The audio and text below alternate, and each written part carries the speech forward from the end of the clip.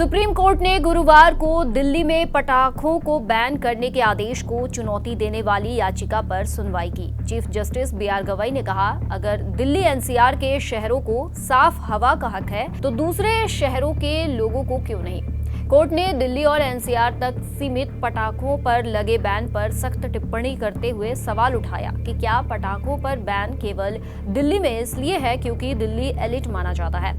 दरअसल supreme court के 3 अप्रैल 2025 के उस आदेश को चुनौती दी गई है जिसमें दिल्ली एनसीआर में पटाखों की बिक्री, स्टोरेज, परिवहन और निर्माण पर पूर्ण प्रतिबंध के आदेश को संशोधित करने की मांग की गई है। अदालत ने कहा कि पटाखा उद्योग से जुड़े गरीब मजदूरों के हितों का भी ध्यान रखा जाना चाहिए।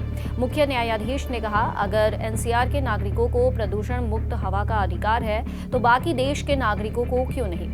सिर्फ इसलिए कि ये राजधानी क्षेत्र है, यहाँ सुप्रीम कोर्ट मौजूद है, बस यहाँ प्रदूषण मुक्त हवा हो और देश के अन्य नागरिकों को नहीं। सीजेआई गवई और न्यायमूर्ति विनोद चंद्रन की पीठ हरियाणा के पटाखा निर्माताओं की याचिका पर सुनवाई कर रही थी। सुनवाई के दौरान वरिष्ठ अधिवक्ता अपराजिता सिंह, जो इस मामले में एमिकस क्यूरी हैं, उन्होंने कोर्ट को बताया कि दिल्ली में सर्दियों में हालात इतने खराब होते हैं कि लोग सचमुच घुटने लगते हैं। इस पर सीजेआई ने जवाब देते हुए कहा, पिछली सर्दियों में मैं गुरु पर्व के दिन अमृतसर में था। मुझे बताया गया कि वहां प्रदूषण का स्तर दिल्ली से भी ज्यादा खराब था।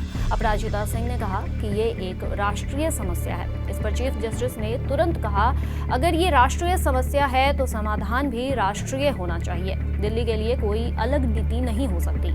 अगर पटाखे बैन करने हैं तो पूरे देश में बैन हो। उन्होंने ये भी कहा कि इस उद्योग पर गरीबों की रोजी रोटी निर्भर है और उनका भी ख्याल रखना होगा।